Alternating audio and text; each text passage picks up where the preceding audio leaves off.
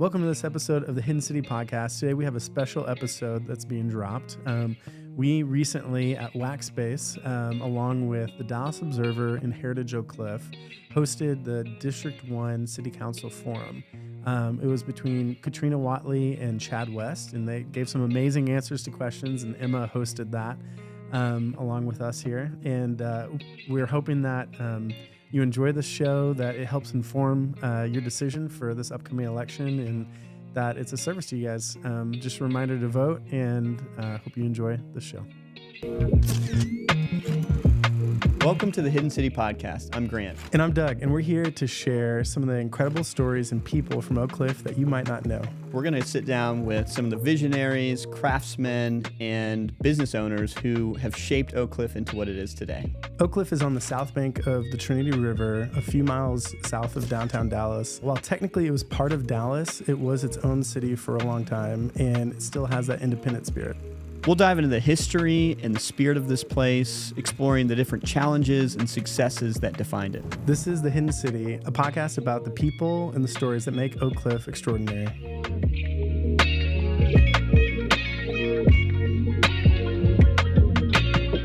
Okay, candidates, and just so the audience knows, we are going to have 2-minute questions this evening. We will have a clock so that you can see your time and make sure that you're on track. We'll also have opening statements and closing statements this evening. Those will also be limited to 2 minutes. And in your opening statement, if you can address a little bit about why you feel you are the best candidate for D1's city council position, that would be great. And we will take turns starting questions, going back and forth, just to make sure that everyone has fair positioning and whatnot. So without further ado, we're going to get our clock ready, and then we will start with opening statements. And Mr. West, we'll start with you. All right. Awesome. Thank you. Thank you, first of all, to Waxspace. Thank you to Heritage Oak Cliff, to Emma and the Observer for being here tonight, and to all of you. I think this is the most attendees we've ever had at one of our debates or forums. So thank you. It's awesome. And the engagement is just, it means so much to have this many people interested in what's going on in Oak Cliff. I moved here, as Emma mentioned. It's been a little over 16 years now. I came to Oak Cliff to be in a place that is interesting, is diverse, is culturally significant, and has amazing architecture and communities. And we had it then, we still have it now. If it's up to me, we're gonna have it for 50, 100 years in the future, because Oak Cliff is that special. I came from a place where everybody looks just like me, in the Midwest. And I wanted to be in a community where people look different, people are from different backgrounds, but yet we all have the opportunity to do great things. As an entrepreneur coming in the neighborhood, I joined the Oak Cliff Chamber. I know Keandra is here somewhere, our president, and very proud to be an Oak Cliff Chamber member still. The community embraced me as a brand new business owner trying to start a law firm with $10,000 in credit card debt and one client, and a hope and a dream and a lot of sweat. And that, because of the spirit of Oak Cliff in those days, which we still have today, I was able to be successful and grow my business. In the coming years, I want our neighborhood to be a place where my kids can afford to live with a growing affordability problem in the city. I'm very proud of my record on housing, taking fearless positions on complicated issues. And I'm proud of the fact that I've taken on planning in complicated areas of the district that's never had a council member step foot in them in 50 years. I will continue to take on tough issues in the next 2 years to come if you guys reelect me. Thank you.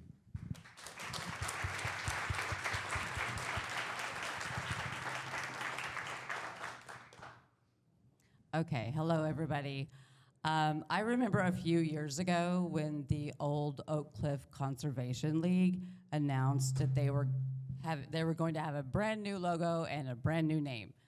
And it was either at the Texas Theater or the Kessler Theater, where, so I went to the event, and they had the big screen, and they made the big reveal of the new logo and the new name, and the new name was Heritage Oak Cliff. And I thought it was so perfect, I got goosebumps. I was like, that is it. That is Oak Cliff. And that is one of the things most special about us. And sets us apart from even a lot of other neighborhoods in the entire city. I've lived here for about 22 years, and I'm a newcomer. You know, there's been people who've been living here for generations. And y'all know more about Oak Cliff heritage than I do. But that's what we love about our neighborhoods. That's, I think, why people want to come over here with us and live in our neighborhoods as well. So when I was thinking about I anguished for probably 6 to 9 months thinking about, do I want to run for city council? And that's the thing that kept coming back, was preserving our heritage that we have here. And I know that a lot of us are seeing pieces of it chipped away, and some of it just being disrespected. And that bothers me a lot, and I think it bothers a lot of us. And there's going to be some issues. There's a ton of very important issues. There's going to be some that I'm not super versed in the intricacies. It'll be asked tonight. But I can learn all that. And, I'm been the dork that's been watching city council meetings for 4 years. So, but that is my why, preservation. Okay.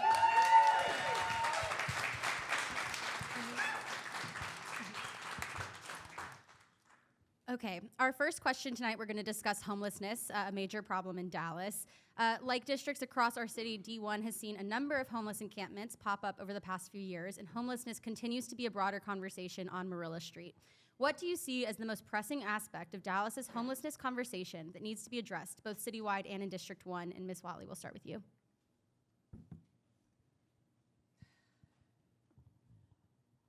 Clearly, it's a big issue to have people that we see on the streets that need help.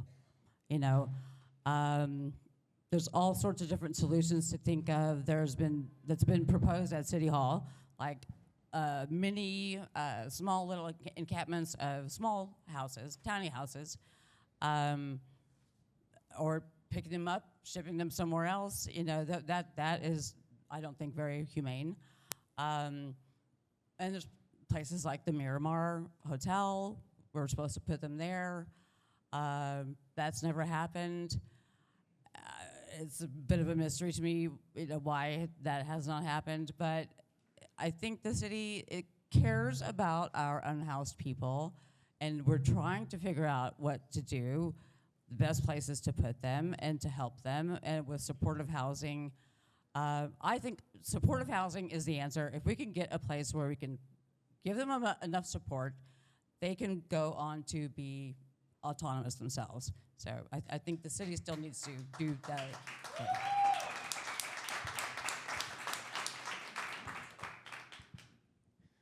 Well, it's obviously, I think the hardest issue that any major city faces is how to address homelessness. If some city had figured it out by now, we'd all be doing the exact same thing as they are. So every city has to really look at what the best practices are. Houston actually came up with that about 10 years ago and became the first city in the country to reduce the amount of people experiencing homelessness. 5 years ago, Dallas took that same stance, and how we did that is through Housing Forward, our provider that handles all of the HUD money that comes in for that, is by funneling all the resources through them, funneling all the data and collection through them, and activating our very generous philanthropic network in the city. It's a housing first model, which is like you've got to get the housing set up and you got to provide the supportive services. You can't just throw a homeless person in an apartment complex. You've got to actually provide the services they need to succeed. We're starting to do that. We are one of the few cities in the country, as Katrina mentioned, that is actually seeing some gains in helping our homeless population, but we still got a long way to go. The Miramar was one of the many facilities across the city selected using COVID dollars to actually house formerly homeless people. Finally, the city was too long in getting that out there. St. Jude's has taken that over. It will be seeing residents starting in 2026 with a focus primarily on veterans and disabled individuals. So that's coming. We've got to do more. It's a problem we can all help with. One of the ways to things to avoid, and I'm just using this as a PSA right now, do not give out to panhandlers. If you want to support the efforts, give to a homeless charity, give to a homeless facility. The panhandler problem just kind of perpetuates the situation. So we can do better. We're going to do better. We're going to keep going down the path and staying true to that. Thank you.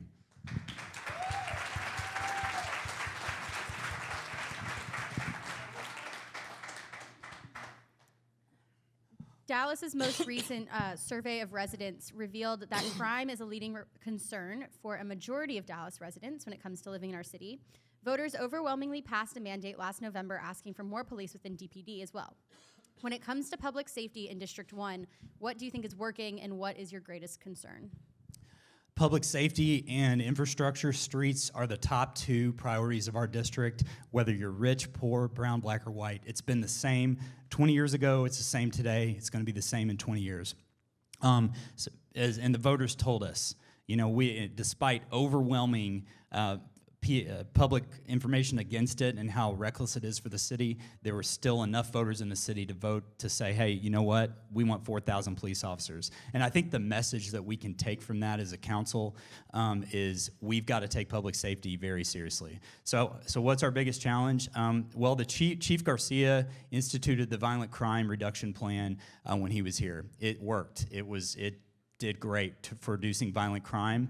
As a result of that, and he warned us of this, we would see an uptick in other types of crimes, such as car theft and robbery.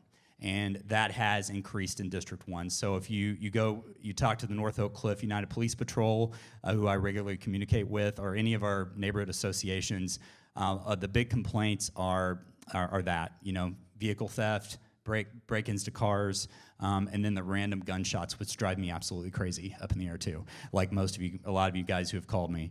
So what are we doing to address it? One is just being vigilant as neighbors. That's one thing we can all do. Don't leave stuff in your car. It's a major problem at 24-hour fitness.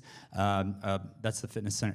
Not anytime at 24-hour fitness, and we're trying to address that in sort of a whack-a-mole situation by actually putting bait cars out in different places. We now have a gunshot detection system, which is being rolled out into 5 neighborhoods throughout the city based on the total number of 911 calls that have come in over the last couple of years. So the message to those neighborhoods who are here, if you hear gunshots, call it in and keep calling it in, because when they start rolling out the next 5 demonstration projects on these gunshot detections, it could be your neighborhood, but you got to call it in. Thank you.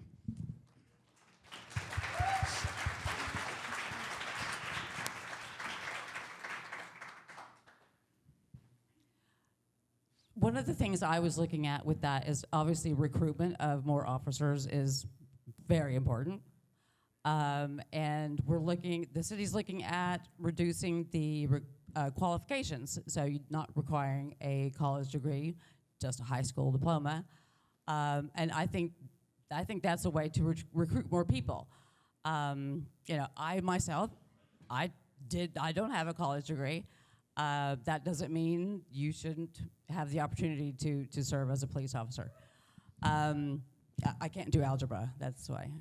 But, and I'm also concerned with how the city is currently, there was news today in the newspaper about the training facility and some communication problems with UNT.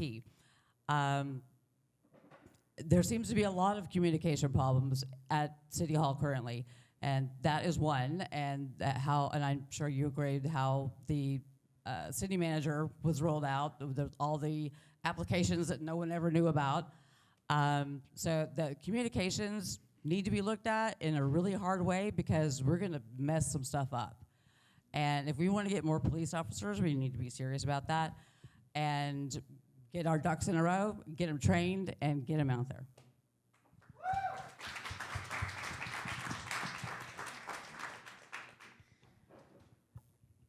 Development or overdevelopment is one of District 1's most contentious issues, exacerbated by dueling interests in conservation and our citywide housing crisis. What role do you believe development plays or should play in our neighborhood, and how do you plan to work with developers interested in breaking ground in Oak Cliff?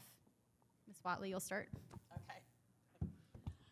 a lot of you know what happened next door to my house. There's a 5-story apartment complex. You're not booing me, right? Okay. The 5-story apartment complex that was built 3 feet from my house.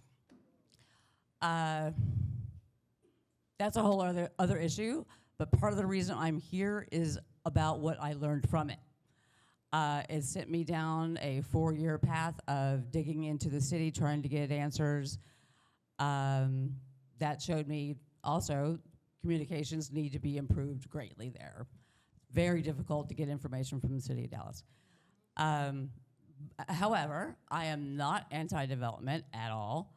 I'm not anti-progress, but it needs to be done in the right ways. Don't hurt people, first of all. And it needs to fit in with what we have going on now. It bothers me that developers are coming in and building things that don't fit with us, with what we have going on. And it's going to completely change the look and the feel of this neighborhood that we all love and the heritage of Oak Cliff. I'm concerned that it's just going to go away. However, if you elect me to serve, I will listen to any developer that wants to come and talk about what they would like to propose. It's got to be done in the right way, in the right places, and fit in with what we have here now.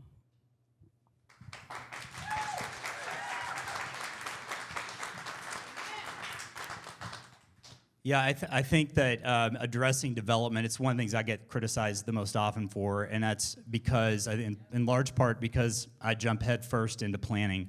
I think if we, I learned as a brand new plan commissioner on day one what happens when you don't have good planning. You lose buildings like what El Corazon was in. So jumping in headfirst, having the hard conversations, taking the hits that you got to take to actually get through the conversations is essential. And working with neighbors and working with people like Heritage Oak Cliff to get things done, like passing the first conservation district in 13 years, which was in North Oak Cliff. Congratulations, South Winnetka Heights. We've got the next new one coming in Stevens Park Village as well. We've also got one coming in Wynwood. Preservation is important. It's essential. We've got to do it. Development is intrusive in a lot of our communities. It is necessary to have some density, which just got to be in the appropriate places. And if we want to keep our workforce here, I mentioned I wanted to have a city my kids could live in if they choose to when they get older. If we want that, we've got to have the density because people are coming. Otherwise, they're going to be priced out. I'm sorry what happened to you. I think the city got it wrong building the 5-story apartment complex right next to your house. It's easy for me to say that because I wasn't in office when that happened or on the Plan Commission. But we learned from that and doing the West Oak Cliff Area Plan, which is what I launched after El Corazon came down on the first day as I was a baby plan commissioner. So the West Oak Cliff Area Plan laid out planning and set the stage for zoning and set the stage for preservation for 40,000 residents in the western part of Oak Cliff that have never had a city council member step foot in their area in the past. I'm very proud of that. I'm going to keep pushing forward on planning and preservation, and I'm happy to have the hard conversations with every neighbor. Thank you.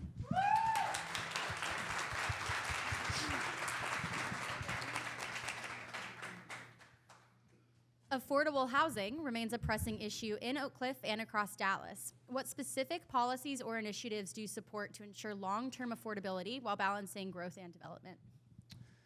Yeah, I mean, I'm really proud of my record for the last 6 years on affordable housing. I was the loudest voice in the city on permitting office reform as a person who's been through the permit office myself. And if you've ever tried to permit a fence or a pool or your house, you'll understand how hard it is. It's gotten better over time. It still has a long way to go. But one of the best ways to keep affordability in check is to actually not make it as expensive to build. And that's one of the things we can do by making our permit office more efficient. And a couple things I did to be very specific are I instituted, or pushed staff to institute, they did the work, on the self-certification plan, which allows architects and engineers to self-certify instead of having to wait 4, 5, 6 months for city staff to do it for you. in terms of like how are we going to balance that with the other needs of the neighborhood, I think we've got to expand our accessory dwelling unit program throughout the city. I don't know if it's a citywide, if it works. We haven't gone that far. Thank you. Yeah. I'm glad to hear that. That actually gives me courage as we take that to council. There'll be some community support on that. The accessory dwelling units are like the granny flats that you would have in the back of your neighborhood. Jimtown, who's sitting up here in front, got the first ADU overlay of any zoning case in the city, thanks to the leadership of Mary Lou Parrs, Teresito Delgado, and all their neighborhood leaders. We've got to do that to help allow for a little bit of density on a micro level to allow for affordability to be spread out through the entire city and not just crammed in the south. Where it is appropriate, I support density, and I support programs to subsidize affordable housing in that. The Oak Farms development, if you know the corner of Colorado and Jefferson, the very northeast corner of our district by the old Oak Farms, the Oak Dairy up there, that's a subsidized project. It's got people making around $60,000 to $85,000 a year in there, and that development is it's over there where it's not bothering any single-family homeowners. It's density where it's appropriate. I support more of that. Thank you.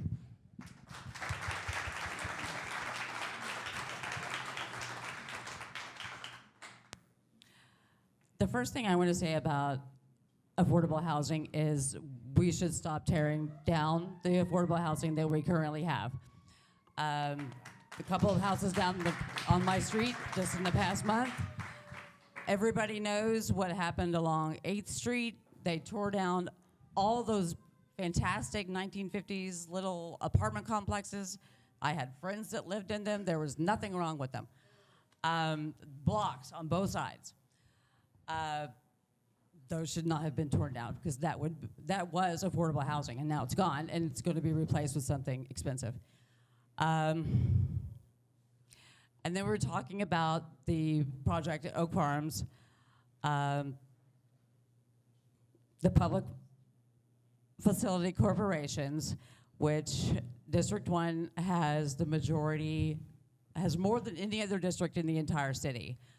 And it's in exchange for some affordable housing, like you mentioned, which is great. But I don't think it's enough because what they're getting in exchange is 75 years of tax abatement. And I think that needs to be re-looked at. There's fees that they give us and other things too. But 75 years of free taxes to a developer to build they should be giving us more affordable housings inside there if we are giving them 75 years of no taxes. And they're being built in the most popular areas of our district. And I don't think they need a lot of incentives. Developers, the views from downtown that they're gonna have, that is prime real estate. And 75 years of no taxes, that's a hell of a lot of money, and that bothers me a lot.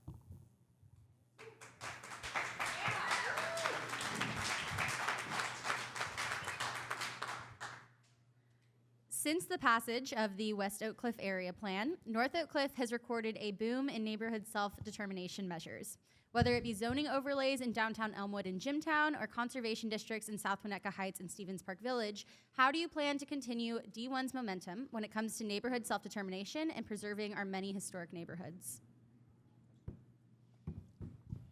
Well, I was very excited to see Jimtown get the ADUs by right. I love that so much, and that was great work. We should do that in more neighborhoods. My house is a duplex. I bought it because the eventual idea was to have my tenant help me pay my mortgage.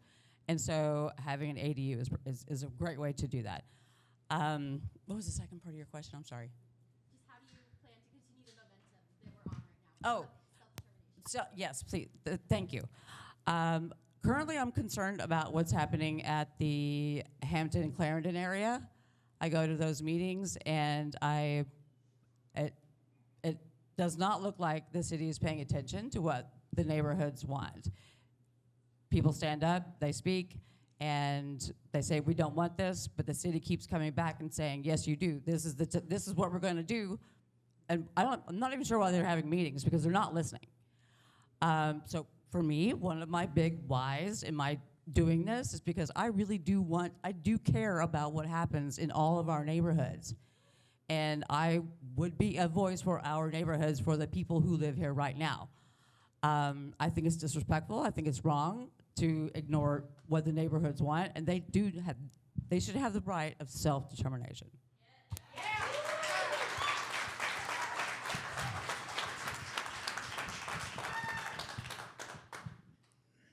So again, I'm very proud of the West Oak Cliff Area Plan work. We had 3 neighborhood associations start up out of that, thanks to Heritage Oak Cliff for your help with that on some of them. We've had multiple zoning difficult cases taken on where the neighbors have had self-determination.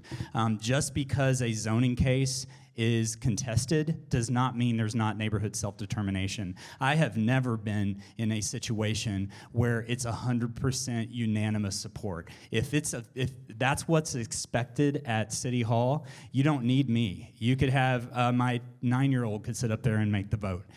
It is when you go into these meetings, these community meetings, it takes a long time to get to a place where you make a compromise. And sometimes you have to make the hard decision based on the collective impact of everything you've heard over the last 2 years, which might be 70% of the vote, 90% of the vote. You may not have 100% of the vote. And if I legislated by what I read on Facebook or the loudest 4 or 5 people in the room, it would be absolute chaos in District 1.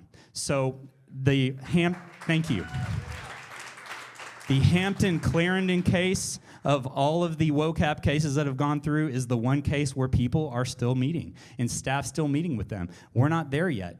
We might not get there, but we need to have those meetings, and they are going to be difficult to get to a resolution. But I'm the person to get us there because I've been there. I've shown my track record. I'm not going to flip-flop up there based on 2 or 3 people who were yelling at me at a meeting, although I do value their input. So, I mean, zoning is complicated. Zoning is difficult. And we've got to actually work to get through those difficult situations. Thank you.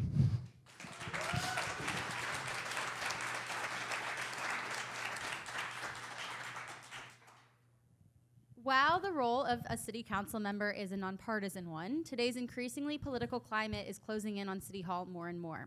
What role do you believe partisanship plays or should play in city council governing, and how do you plan to work with the mayor or council members whose political opinions may or may not oppose your own? And you'll start this one.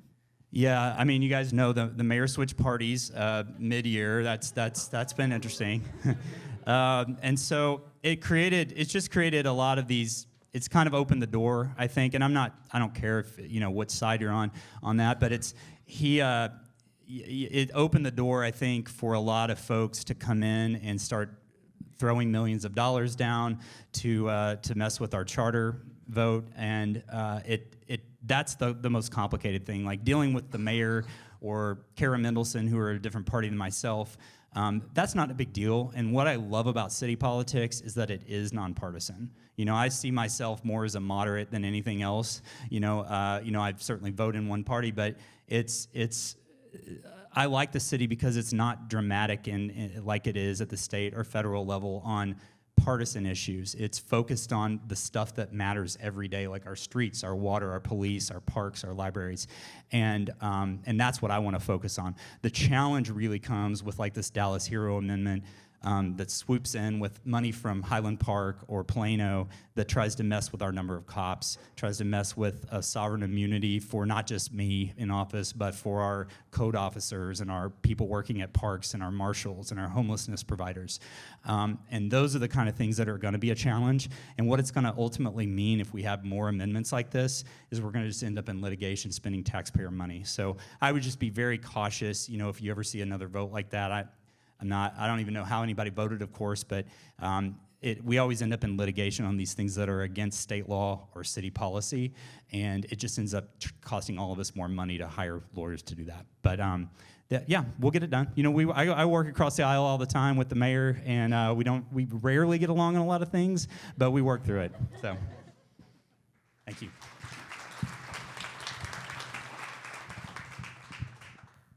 it is kind of freeing that we don't have to think about that at City Hall. People ask me which side am I on, and I tell them I'm a Democrat, but this is nonpartisan. And I think it's a good opportunity to educate people that it is nonpartisan. But District 1, I think almost everybody here knows we are a majority Democratic voting neighborhood. I'm sorry? Mostly, yeah. Yes. And I feel like being mostly Democratic voting neighborhood, we want people who also represent those values and that we are going to put at City Hall. One of the things that got me interested in looking into running myself was the digging that I started because of the apartment complex next door. It went down all sorts of avenues.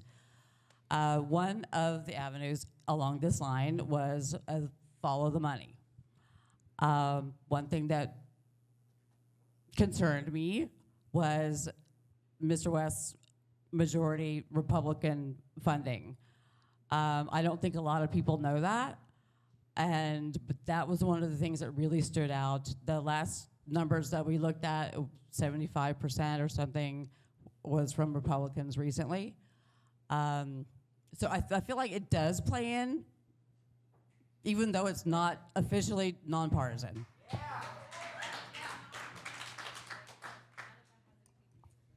Okay, that concludes our question portion. We have a few questions that we received from audience members, and we're going to kind of just popcorn rapid fire these. We'll give you a minute each for the answers. They're pretty straightforward.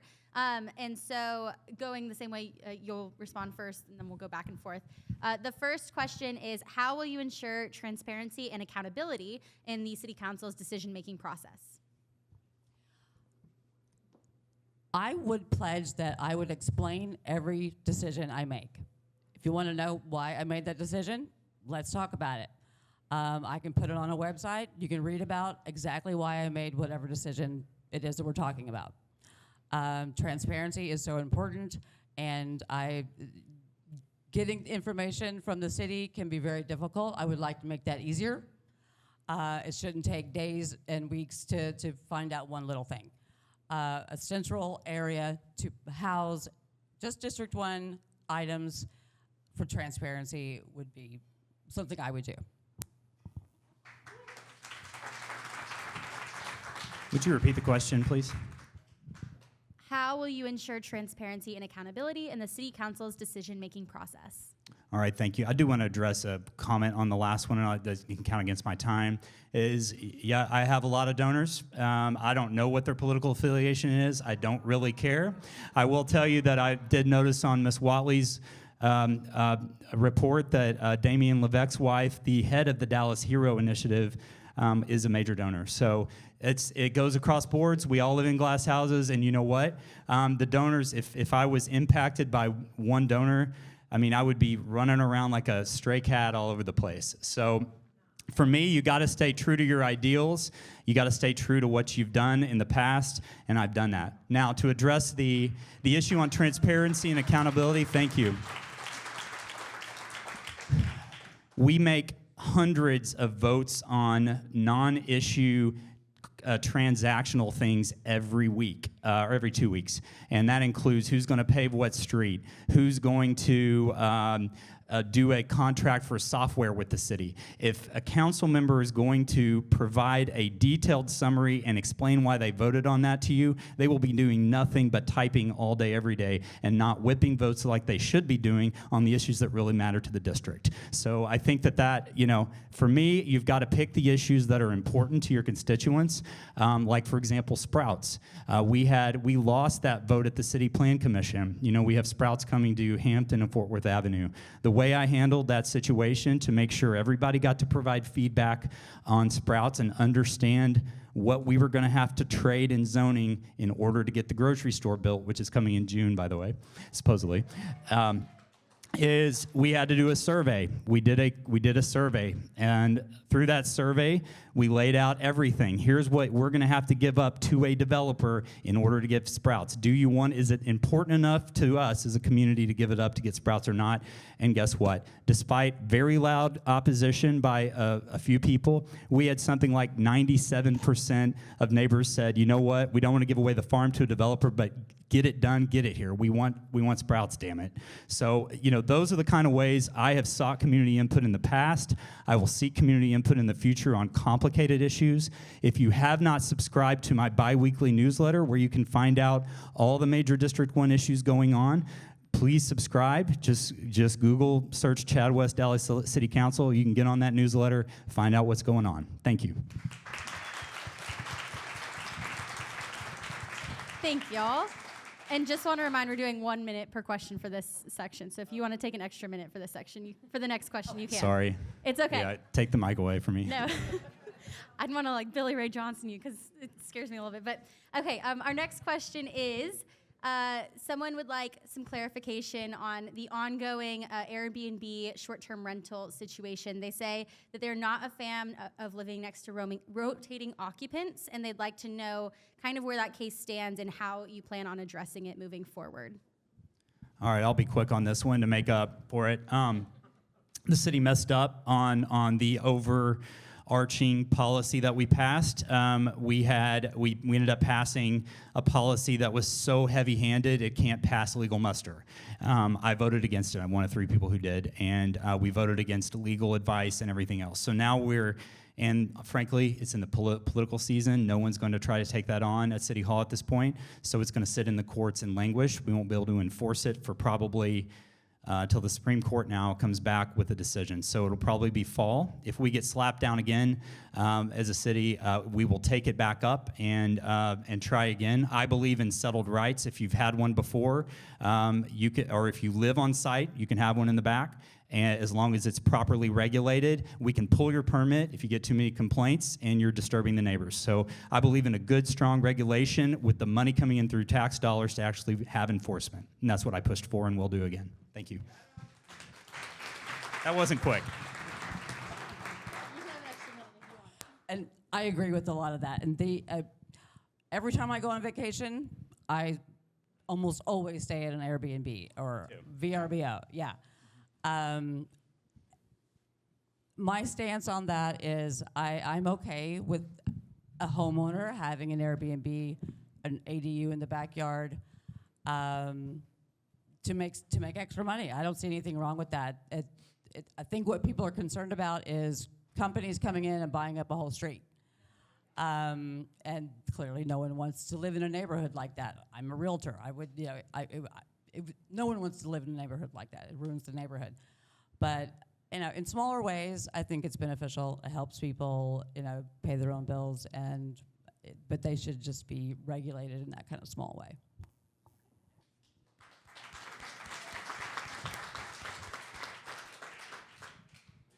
How do you plan to engage with constituents and make sure their voices are heard? One of my biggest things is making sure that people know what's happening. So they may not know that they need to make their voices heard because they don't know what's happening. All of us have driven around a corner before and said, where did that come from? Or where did that go? How did this happen? I would want to expand notification areas. They're quite small now. And also to include renters in those notification areas, because renters are not included as stakeholders according to the city of Dallas, and I think that's wrong. People who rent are just as important as homeowners. And they deserve a voice, and they deserve to know what's happening. And I think more people would speak out and say something if they knew what the actual issues were. Like I did block walking with Rayo, with the Hampton and Clarendon, just to give people flyers, just to let them know a meeting is about to happen. I'm not swaying them one way or another, but just here's a meeting. Come listen to what's happening. And I just give them the opportunity to speak, where I think a lot of people just aren't aware.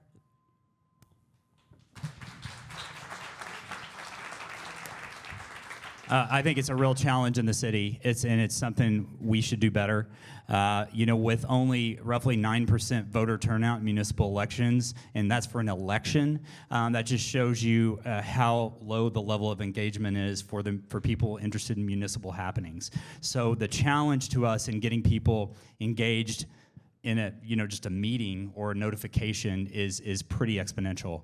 We learned a lot though during COVID. When we started the West Oak Cliff area plan during COVID, or right before it, and then COVID hit, and we just kept going. We had to really learn how to get out there in the community and do pop-ups at mercados and actually do block walking. I mean, that's sometimes what you have to do. Yard signs with QR codes on them for meetings. We've started doing that where the city has never done it before. The best way to get informed if you have an organized neighborhood association is to communicate through your organized neighborhood association, which we've done, I think, very well at the district level, thanks to my staff. But I will say, definitely need to do better. I'm always open for suggestions on that level. Thank you.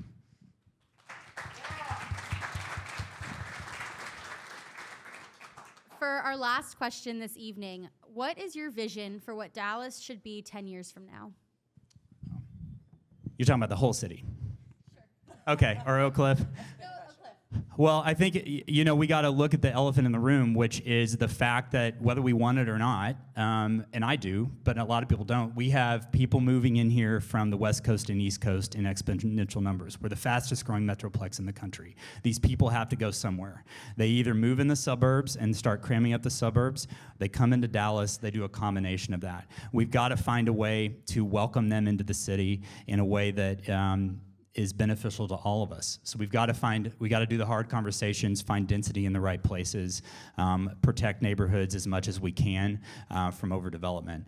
Where we're gonna be in the next 10 years, we're gonna have a new convention center. We're gonna have, I think, a downtown that's gonna finally be walkable and exciting to go to. If I get my way, we'll have another grocery store in North Oak Cliff, beyond just Sprouts and Target, which are coming. And we'll continue to increase our park scores throughout the city. We're already increasing our park scores thanks to J.R. Huerta, our park board rep, and others. We're one of the better cities in the country now on park score, and the mayor, I got to give him credit for that. And we're going to just get better in that level too. Thank you.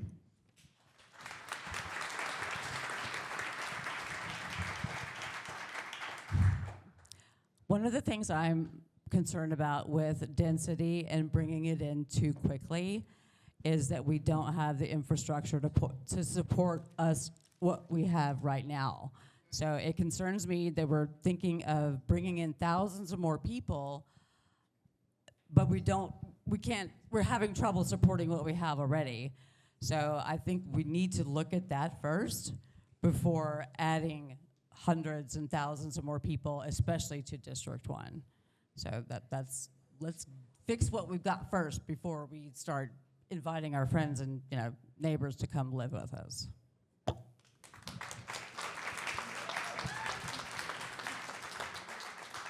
Okay, and for the final portion of our evening, we're going to give both of you 2 minutes for a closing statement, and then we can mingle and shake hands and kiss babies and all that. Miss Whatley, if you'll start off our closing statements.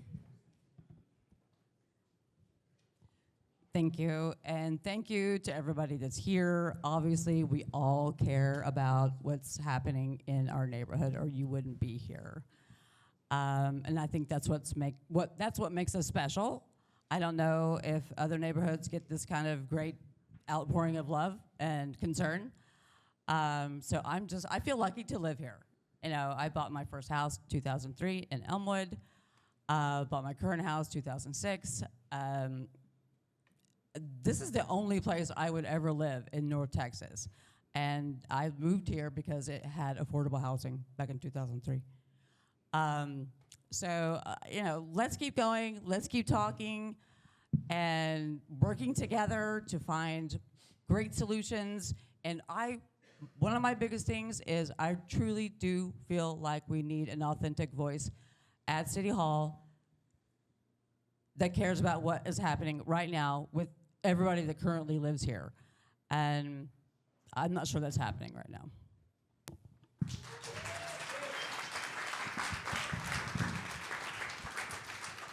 All right, I want to first thank everybody who has supported me in the past and has allowed me to come back and serve you for the last 6 years. It's been one of the greatest honors of my life, and it's been worth every minute. I would love to have your support for the next 2 years. Here's what we have coming. In 2024, November, thank you to everybody who voted for our bond program. Coming out of the bond package, we have infrastructure improvements at Sylvan, Colorado. I call it the death curve. That's coming, thanks to voters. We have Jefferson Boulevard traffic calming. It's already gone from 6 to 4 lanes. We're going to begin the process of putting in the infrastructure that's going to make that permanent.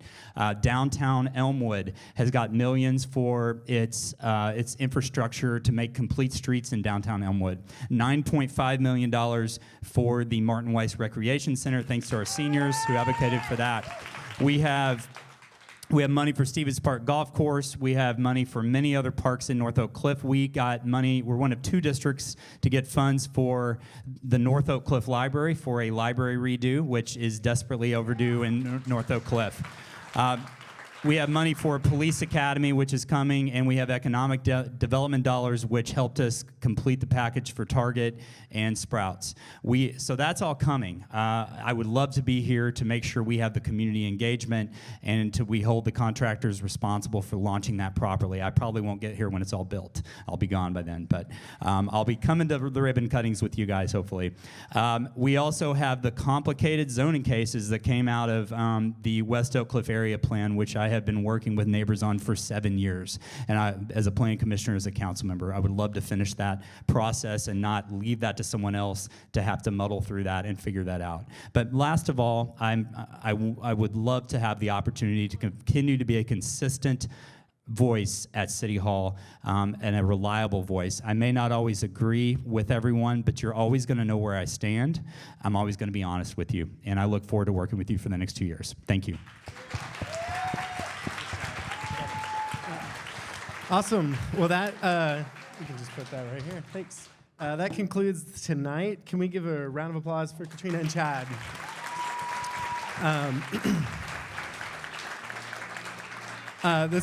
Again, y'all, thank you so much to Heritage Oak Cliff for helping this. Thank you for coming out. This is amazing to have so many neighbors that care so deeply about this. A quick note, there is a tap room brewery at the other end of the building. So if anyone wants to continue conversations, there's a million beers down there, and it's a good time. So thanks again, y'all. Appreciate it.